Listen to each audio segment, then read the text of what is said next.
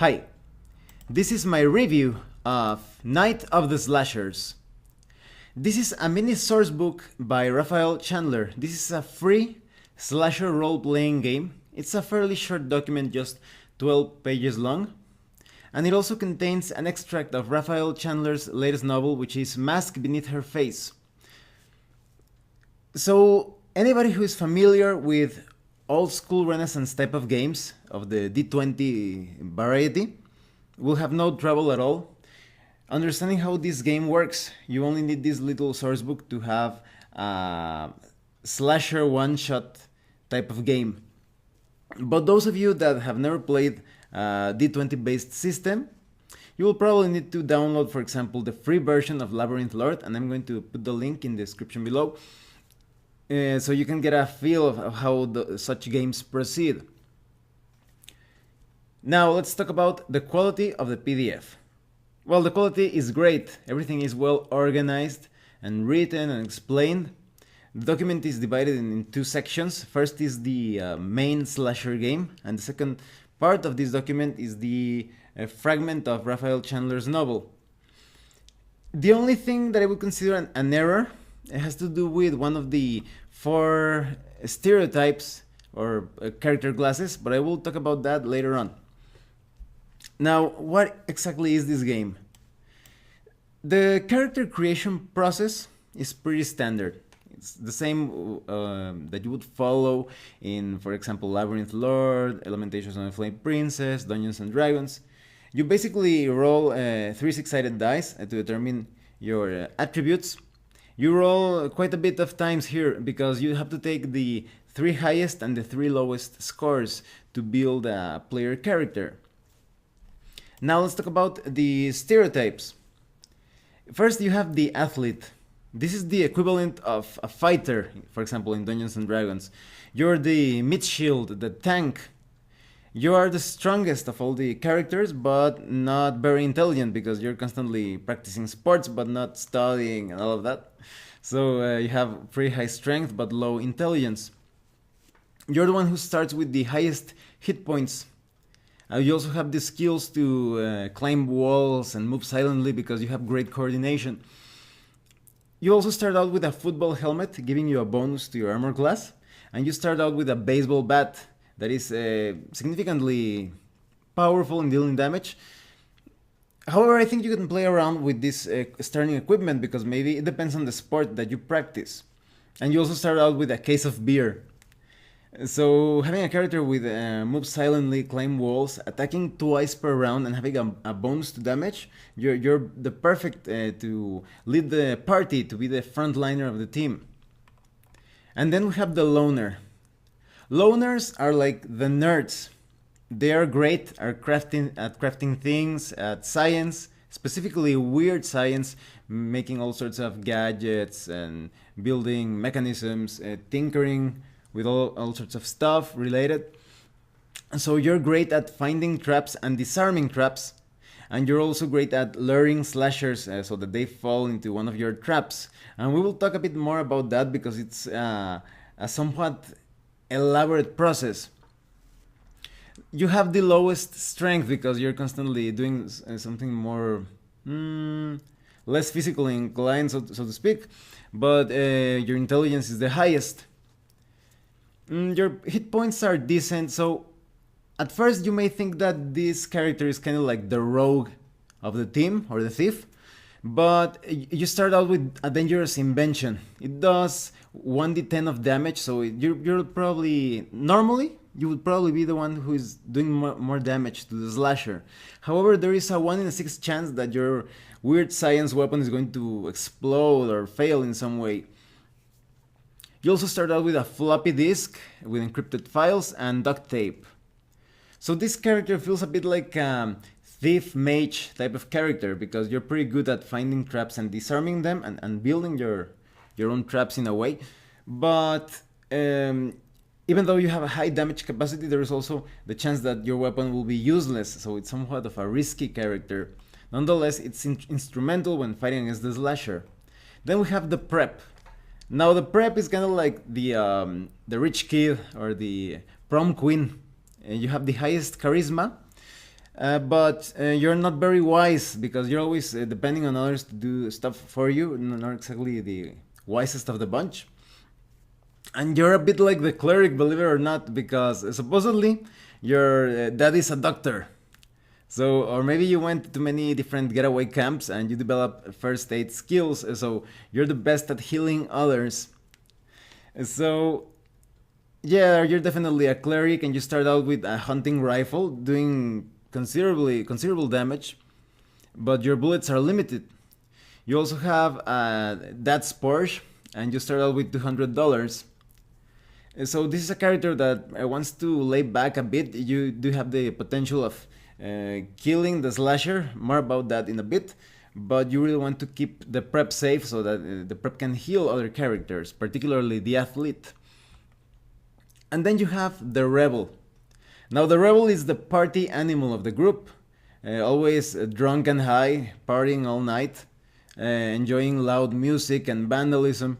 You're the most dexterous of all the characters because you're constantly getting inside private property and wrecking stuff, vaulting over fences and all of that. And you're also really good at, for example, escaping from police. But because you're constantly partying and you don't have like a healthy lifestyle, you have the lowest constitution. But you suffer no negative effects from drugs or alcohol because you have developed like a tolerance for that. And you start out with a switchblade and a lighter. So you can backstab people and set things on fire. Now here I think there is a mistake because the switchblade first it is listed as a 1d6 type of weapon and later on it is listed as a 1d4 type of weapon. I think it's better if it deals a 1 6-sided die of damage because otherwise your backstab wouldn't be as useful. You can also hear noises, hiding shadows and open locks. So you have like a set of skills very much in tune of the thief. You also need to be hidden in shadows before you attempt to backstab the slasher. You also start out with a bottle of vodka. So at first, the rebel, I think he fits the stereotype of the thief a lot more than the loner. So the loner, I feel it's more like a mage thief, and the rebel is more like the thief. Now let's talk about traps. Traps are vital when confronting the slasher. It's basically a 3-step process. First, you have to design the trap. You have to make a check to see if you're able to design some nasty thing that the slasher will trip upon it or get into it or whatever and then potentially kill the slasher. But you also have to build the trap and that's a separate check. So this is a team effort. This is not suited for a solo or one character type of game. You really need a team of at least 3 or perhaps 4 player characters. Probably 6 would be even better because the slasher is quite deadly. You also need a member of the party to lure the slasher into the trap. So this game feels a bit like Scooby-Doo fighting against Jason from Friday the 13th. So that's great. And the killer is going to need, you're going to need those traps to defeat the slasher because the slasher keeps getting up over and over, you know, like that cliche in horror films where they think that they killed the slasher and he keeps getting up and coming back from the dead. It happens the same here. Now when it comes to the slasher, you have some handy tables to create different aspects of the slasher because, for example, what does the slasher want? Maybe the slasher wants to drink the blood of virgins. Or maybe the slasher wants to make a skin suit out of teens. And why does the slasher kill teens? Why is he so dangerous? Well, maybe, or what is his motivation? Maybe he was executed 100 years ago. Or maybe he was left to die in agony, so maybe he wants revenge. You also have information on who the slasher goes after first. Maybe the slasher wants to go after beautiful people, that is, people with high charisma. Or maybe the slasher is looking for healthy flesh with high constitution. And you also have information on the thing that actually kills the slasher. Maybe you need to kill the slasher with a weapon that was used by another slasher to kill victims. Or maybe you need to find the Liber Necroticus Infernis, an ancient manuscript detailing the forbidden ritual of exsanguination. You also have random tables to determine the hit dice of the slasher, the armor class, damage that the slasher deals with his weapon of choice, the movement of the slasher, the intelligence, etc. Because intelligence has to do a lot with traps, on how to trick the slasher into falling into your particular mechanism or contraption.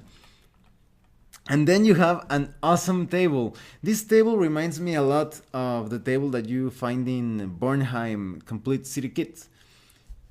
You basically roll 2 d4s, and each 4-sided die is going to determine a different thing. One die is going to determine the object or the trap or the slasher or monster that you find in a particular area.